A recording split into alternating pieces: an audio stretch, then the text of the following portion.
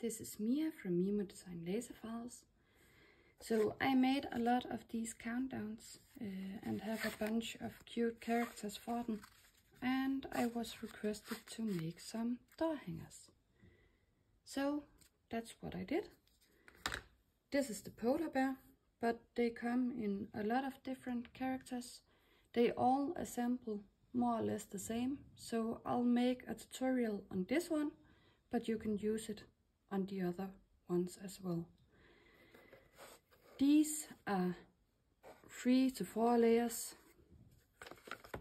When you get the files or cut the files, you'll have a backer, you'll have a front with pattern. The frame is loose, will cut loose, so you can paint it with ease and paint the snowflakes easily.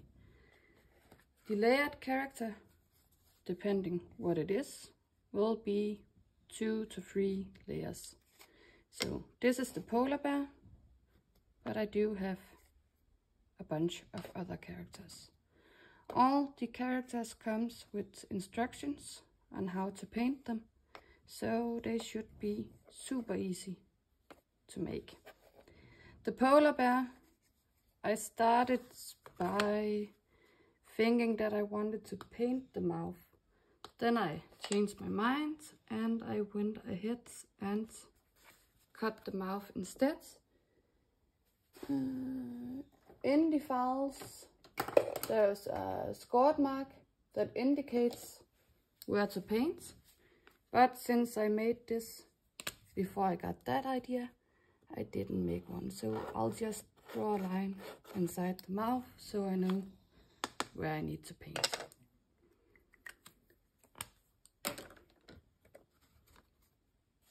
I'll show you how to paint these, but I decided to speed up the actual paint process, so I'll set on some music for painting and speed up the video a bit.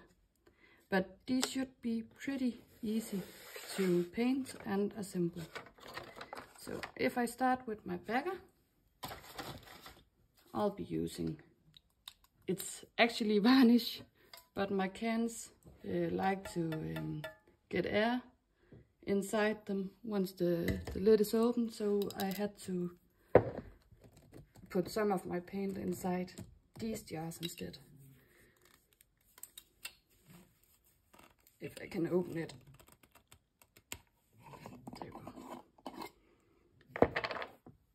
For all my paint work, I'll be using foam brushes. I have a bunch of different sizes. Let's see if I have one for this. This might do it.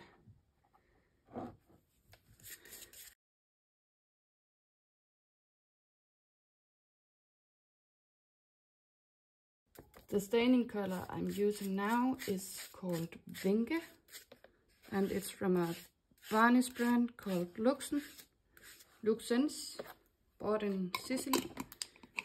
I'm Danish but stationed in Sicily, so my materials are Italian, most of them. I want to paint these snowflakes as well, so I was thinking to use a white marker. There it was, and just wipe them over.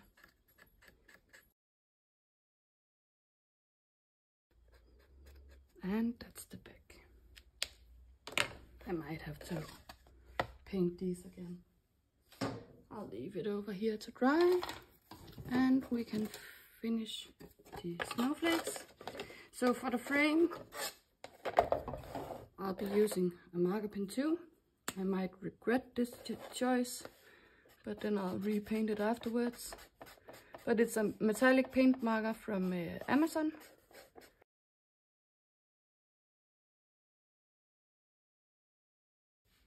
On the frame I indicated where to paint and where you don't have to paint, because the polar bear will be hiding this area. So for the snowflakes, I'll be using chalk paint. I love working with chalk paints. This is from Fleur, a Danish brand, bought in Sicily. I'll be using a foam brush.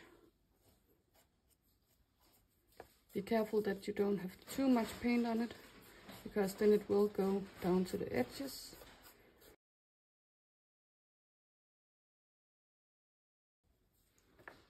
So on the snowflakes, I also have an indication on what to paint and what you don't have to paint.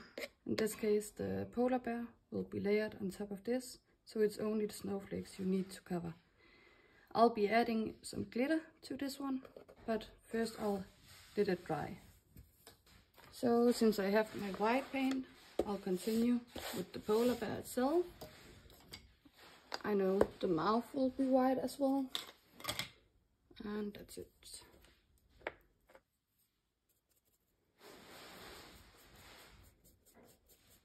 And for this one you have some pretty clear indications as well on what to paint and what you don't have to paint. The head rim will be layered, so will the mouth, and so will the scarf and the pom-pom. So you don't have to put too much effort in those areas.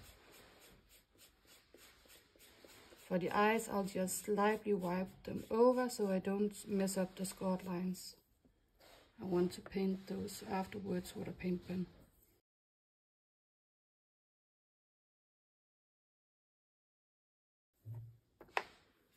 So I gave the white 2 coats, and I made a little mistake. This one will be removed because obviously there's no black in this. But you do want to paint the mouthpiece, as I told you before. So I'll just wipe this over.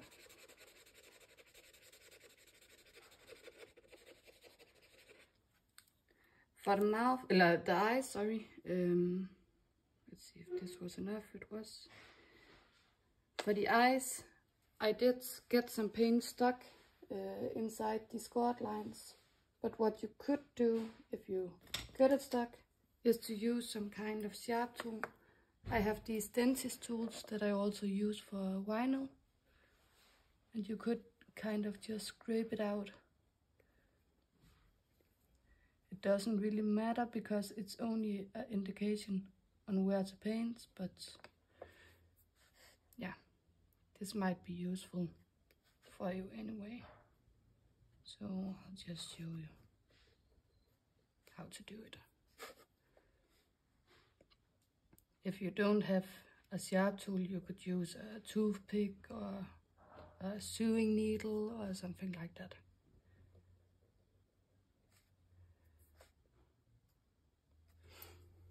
So there you go.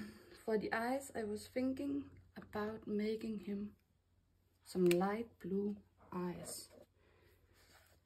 This might work. So you want to paint out to the scored lines.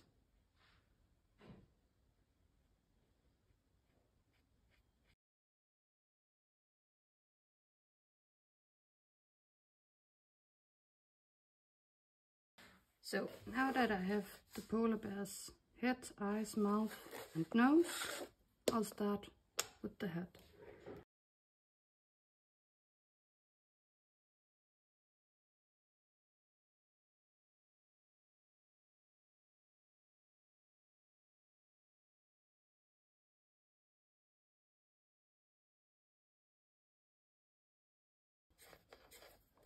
So that's definitely a foundation for something that will look nice. I'm still trying to experiment with shadows and highlights and small details with paint pens. I'm not super great at it yet, so I'll not be showing you that in this tutorial. But if I find out that I'm good at it, I'll make a tutorial in the future. But now that your polar bear is done, it's pretty much time for assembling. I do want to add some glitter on my snowflakes, and maybe even add a little bit of extra details, maybe change some colors. But I really wanted to show you how this finished product will look like. So you glue the frame and the snowflakes on the backer, align them to the hole, and then the polar bear. So once you're done, this will look something like this. I'm not done yet, so you'll just have to stick around to see the finished results. But easy peasy, and it took about 15 minutes in total to paint this.